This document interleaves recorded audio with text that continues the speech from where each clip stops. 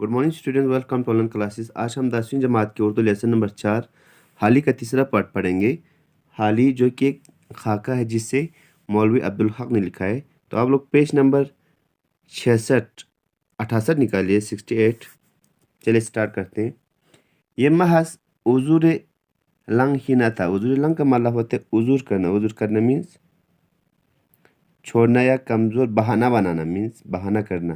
कहते हैं कि ये कोई छोटी यानी कमज़ोर बहाना मीन्स छोटा बहाना नहीं था, क्योंकि कहते थे जब हाली को हमने पहले पढ़ा था कि हाली को लोग शार कहने को कहते थे या शायरी करने को कहते थे, तो वो क्या करते थे, बहाना बनाकर वहाँ से निकल जाते थे। कहते थे कि जो मैं लिखता हूँ मुझे खुद याद नहीं रहता, इसलिए मैं नहीं पढ़ पाता हूँ।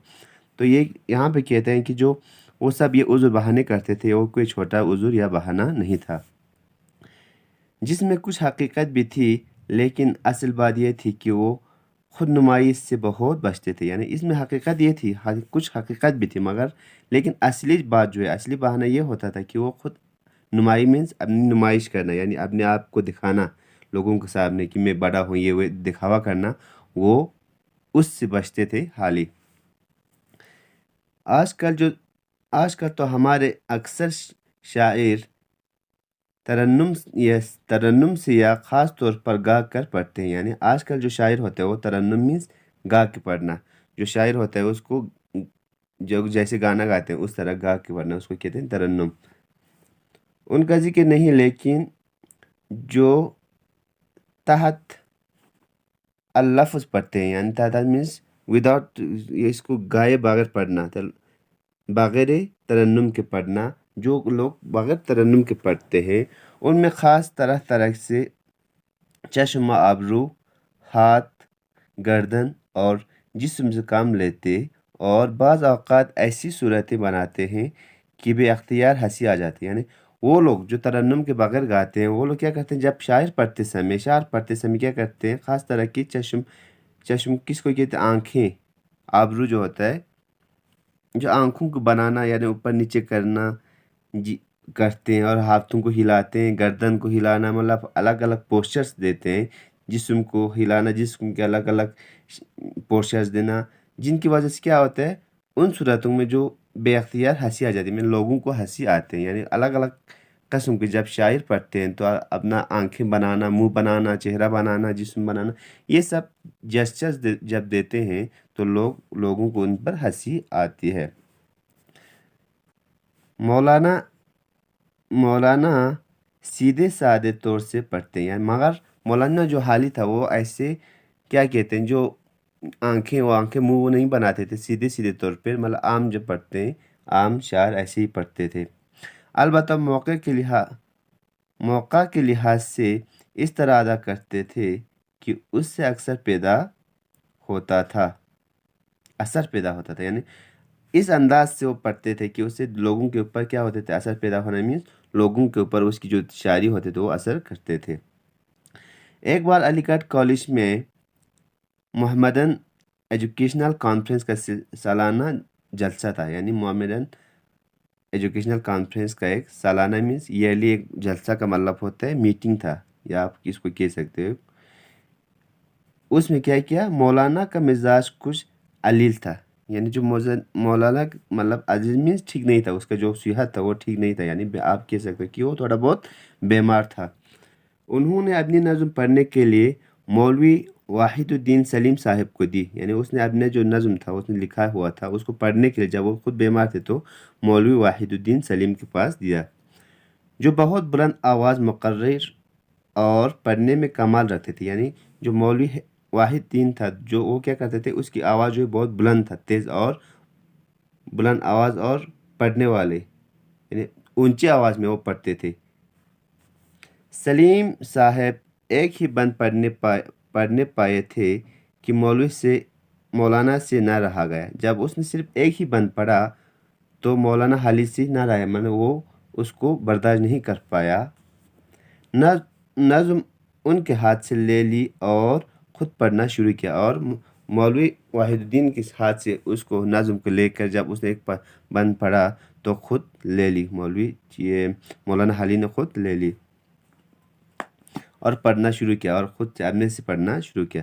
ذرا سی دیر میں ساری مجلس میں کوہرام مچ گیا، مطلب تھوڑی سی دیر میں جب اس نے پڑھنا سٹارٹ کیا تھا تو تھوڑا دیر ہوا تو کوہرام مینس ہنگامہ، شور اور ہونا، شور غل یعنی واہ واہی کرنا، وہ مطلب شور پوری محفل میں جو ہے پورا شور مچ گیا۔ سر سید تو خیر اس زمانے میں مورد لین و تین تھے ہی، اور ہر کس و ناکس اس کے منہ آتا تھا، یعنی سر سید اس زمانے میں کیا تھے، اس زمانے میں جو لوگ تھے وہ مورد لین و تین مینس کوئی بھی انسان اس کے بارے میں کچھ بھی کہہ کے جاتے تھے، یعنی اس کے اوپر لعنت دینا، یعنی یہ ایسا آدمی ہو، ایسا مطلب برا بلا کہتے تھے، اور ہر کس و ناکس یعنی جو بھی چاہے بڑا ہو یا چھوٹا ہو، چاہے وہ امیر ہو یا غریب، ان کے منہ آتا تھا، ان کے منہ کے اوپر یعنی اس کا خلاف کرتے تھے، یعنی کچھ بھی کہتے تھے، کس کو، سر سید احمد خان کو زمانے میں۔ لیکن اس کے بعد جس پر سب سے زیادہ اعتراضات کی بوچھار پڑی وہ حالی، مطلب سر سید احمد خان تو کے بعد جو انسان تھا وہ حالی تھا، جس پہ کیا کرتے تھے لوگ، اعتراض کیا کرتے تھے، اعتراض مینس الگ الگ باتیں کرنا، اس کو الزام دینا، یعنی گالی دینا، یہ سب کیا کرتے تھے اس زمانے میں، مخالفت کرنا، تنقید کرنا۔ اعتراضات کا مطلب ہوتا ہے اعتراض مینس مخالفت کرنا، اپوز کرنا، یعنی تنقید کرنا۔ ہر وہ شخص جس کا تعلق سر سید احمد خان سے تھا یوں ہی مردود سمجھا جاتا تھا، یعنی جو بھی لوگ سر سید احمد خان کو مانتے تھے یا اس کے ساتھ رہتے تھے، لوگ اس کو مردود سمجھا جاتا تھا۔ مردود کا مطلب مینس ذلیل، حقیر سمجھتے تھے جو بھی سر سید احمد خان کا ساتھ دیتا تھا یا اس کے ساتھ ہوتے تھے لوگ۔ اس پر ان کی شاعری جو عام رنگ سے جدا تھی اور ناشنا ملامت بن گئی تھی، اور اس کے اوپر جو سر سید احمد خان کی شاعری تھی وہ عام رنگ مینس عام لوگوں سے الگ تھی اور ناشنا ملامت بن گئی تھی۔ ناشنا ملامت کا مطلب ہے برا بلا کہنا، یعنی برا بلا کہنے کے وہ کیا بن گیا تھا، اس کی جو شاعری ہے وہ ایک ذریعہ بن چکا تھا۔ اور مقدمہ شعر و شاعری نے خاصی آگ لگا دی۔ ایک تو شاعری جو حالی کا جو شاعری کرنے کا انداز الگ تھا دوسروں سے، اور اس کے بعد ایک کتاب لکھا اس نے مقدمہ شعر و شاعری، جس کی وجہ سے کیا ہوا، جو لوگ اس کے خلاف تھے، جس کا مخالفت کرتے تھے، اپوزٹ تھے، وہ کیا ہوا، ان میں اور بڑھ گئے وہ لوگ، اور ان میں آگ بڑھائی کا اس نے کیا کیا، کام کیا مقدمہ شعر و شاعری نے۔ اہل لکھنؤ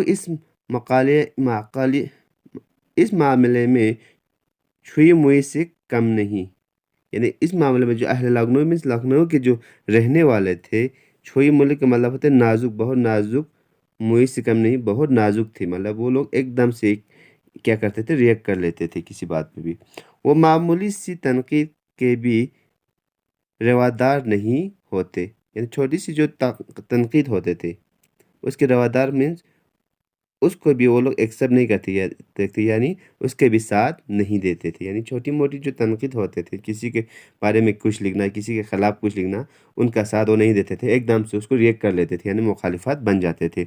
انہیں یہ وہم ہو گیا تھا کہ یہ ساری کارروائی انہی کے مخالفت میں کی گئی ہے، یعنی جب حالی مقدمہ شعر و شاعری لکھا تو ان کو یہ لکھنؤ والوں کو یہ لگنے لگا کہ یہ سارے جو اس نے لکھا ہے وہ سب ان کے اپوزٹ میں، ان کے خلاف لکھا گیا ہے۔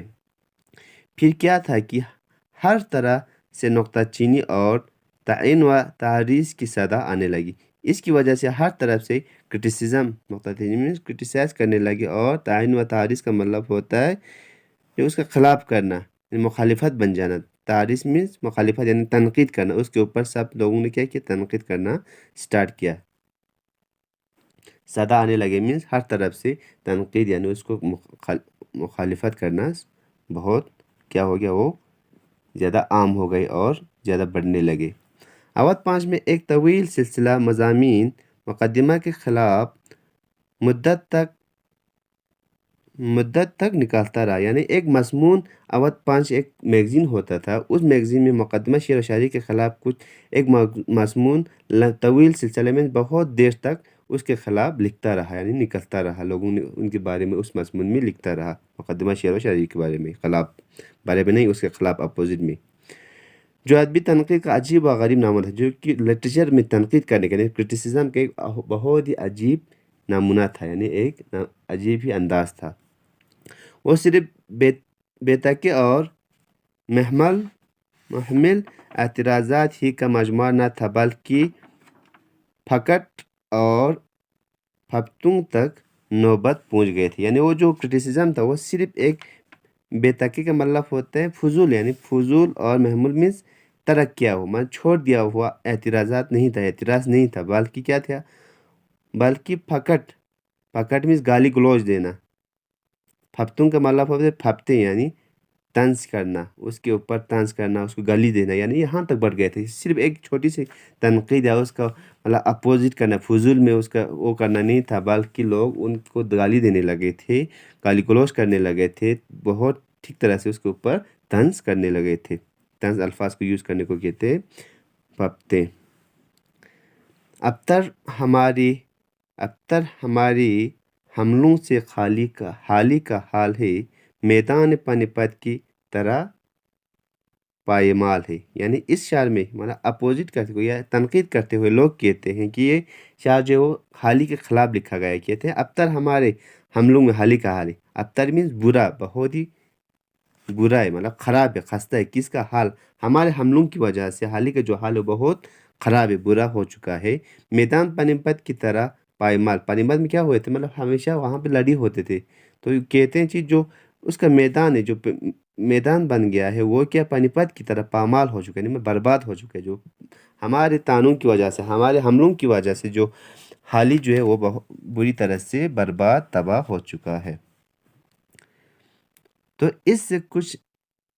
इससे समझ लीजिए कि इस उन्वान के तहत क्या कुछ खुराफात न बकी गई होंगी। यानी इस शायर से कहते हैं कि ये समझ लीजिए कि आप लोग खाली के ख़िलाफ़ लोगों ने क्या खुराफात का मतलब होता है गाली गलौज करना, कैसे कैसे गालियाँ दे होंगे, इससे आप अंदाज़ा लगा सकते हो।